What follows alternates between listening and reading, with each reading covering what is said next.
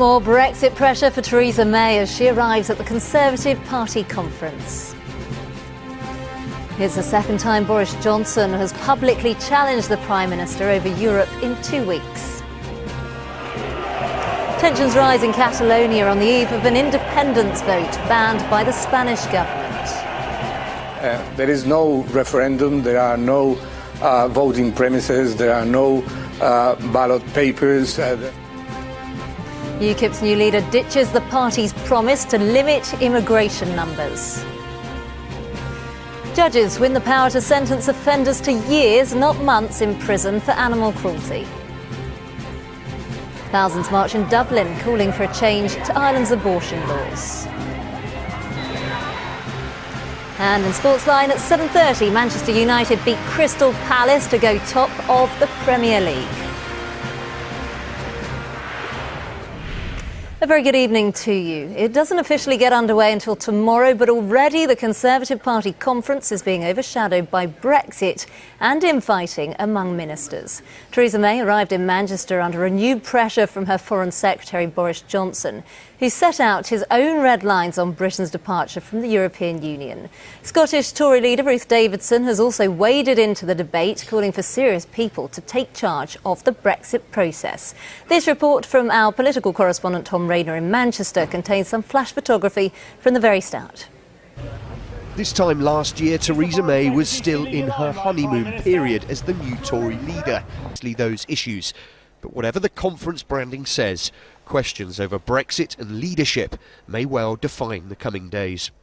Tom Rayner, Sky News, at the Conservative Party conference in Manchester. Well, let's get more on this now with our chief political correspondent, John Craig, who's in Manchester. And John, Boris meddling once again, causing a bit of a headache for the Prime Minister. There's annoyance, if not anger, amongst the Prime Minister's closest allies about this latest onslaught from Boris Johnson. Just as he did ahead of the Florence speech, he's done it again and he's challenged her authority. Will she sack him? Probably not. OK, thanks ever so much for that update there. And of course, that is a story that's likely to feature prominently in tomorrow's papers. We will be taking a first look at those at 10:30 tonight with the journalist and author Rachel Sharby and the critic and columnist Kate Maltby. The Spanish government has stepped up its attempts to stop an independence referendum in Catalonia planned for tomorrow. Police have closed down polling stations and occupied the regional government's telecom centre ahead of the vote. Catalan leaders have insisted the referendum will go ahead, despite it being declared illegal by Spain's constitutional court. Our Europe correspondent Mark Stone reports now from the region's capital, Barcelona. On the eve of the outlawed vote, this is the sort of tension that all sides are worried about.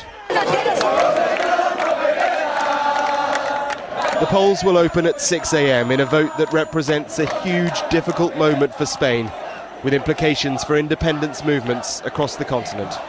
Mark Stone, Sky News, in Barcelona. Well, let's go live now to Mark, who joins us from Barcelona. Mark, I was there a few weeks ago myself. There really are deep divisions, aren't there? There are, and I suppose it ultimately comes down to the definition of democracy. The Spanish government in Madrid is quite clear that democracy is not above the rule of law. Democracy is guaranteed by the rule of law. This is it's going to be a very, very interesting day, and it's really very hard to tell what direction it will go in. OK, thanks ever so much, Mark. UKIP's new leader has signalled a major shift in the party's immigration policy. In his first speech as leader, Henry Bolton said that whilst the present level of immigration is unacceptable, he wouldn't put a cap on numbers. Sky's political correspondent Lewis Goodall has this report. UKIPers are well accustomed to being written off. Their fortunes after the election nosedived, and some say there is now the distinct whiff of political death. And a technocrat in an age of populism, an age UKIP helped write. Lewis Goodall, Sky News, Torquay. The mayor of the capital of Puerto Rico has criticised Donald Trump for not acting quicker to help the country after Hurricane Maria devastated the country, killing 16 people.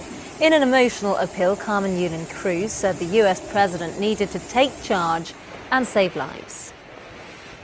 I am asking the President of the United States to make sure somebody is in charge. Well, surprise, surprise, Donald Trump has responded on Twitter. He said the mayor of San Juan, who was very complimentary only a few days ago, has now been told by the Democrats that you must be nasty to Trump. Such poor leadership ability by the mayor of San Juan and others in Puerto Rico who are not able to get their workers to help. They want everything to be done for them when it should be a community effort. People convicted of cruelty to animals will now face tougher prison sentences under new guidelines. The government made the change after judges requested the power to jail the worst offenders for years rather than months. Sky's Enda Brady has been to Battersea Dogs and Cats Home in South London, which has campaigned for a long time for harsher sentences for people who abuse animals. A warning, his report now contains images of cruelty from the very start. How anybody could do this to you? How anybody could do this. Animal cruelty comes in many guises, and the consequences are devastating in the years ahead. Enda Brady, Sky News in Battersea. This is Sky News coming up. Thousands of people march in support of a change to Ireland's abortion laws. We'll have the very latest on that coming up after this short break. Thousands of people have marched through the streets of Dublin and London today, calling for a change to Ireland's abortion laws. Abortion is currently illegal in the Republic of Ireland, except in cases where the mother's life is in danger. With the date now in sight for a referendum, campaigning on both sides is set to intensify. Sky's Louisa Pilbeam has this report. Our government needs to respect our full human dignity, human rights, and give us full reproductive justice. Thousands united on the streets of Dublin today to demand abortion become legal in the Republic of Ireland and Northern Ireland. There are still many who believe it's too soon for Ireland. Louisa Pilbeam, Sky News. Well, let's take a look at the weather now.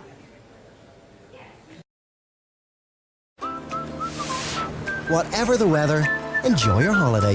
Multitrip.com Travel Insurance, proud sponsors of Sky News Weather. Rain and strong winds will spread across most parts tomorrow, with blustery showers following it to the north. Before then, Ireland and the north of the UK will be mainly dry this evening, but the south will see some patchy rain. Ireland, Northern Ireland and the far west of Britain will turn wet and windy tonight, with gales likely around western coasts, but the rain will become fairly light and patchy in the south. Elsewhere, southern Britain can expect a little sporadic drizzle and hill fog, but the northeast will be mainly dry. Ireland and Northern Ireland will see rain largely clearing on Sunday morning, with sunny spells developing, while Scotland, Wales and Western England will turn pretty wet. Heavy rain in the north will bring a risk of localised flooding. Central and eastern England, meanwhile, will be cloudy with a few drizzly outbreaks. It will be windy with coastal gales in the west, but it will be pretty mild. Multitrip.com Travel Insurance, proud sponsors of Sky News Weather. Well, we've got Sportsline in a few moments' time. Let's get more now on what's coming up in that. Yes, Sportsline coming up. Harry Kane could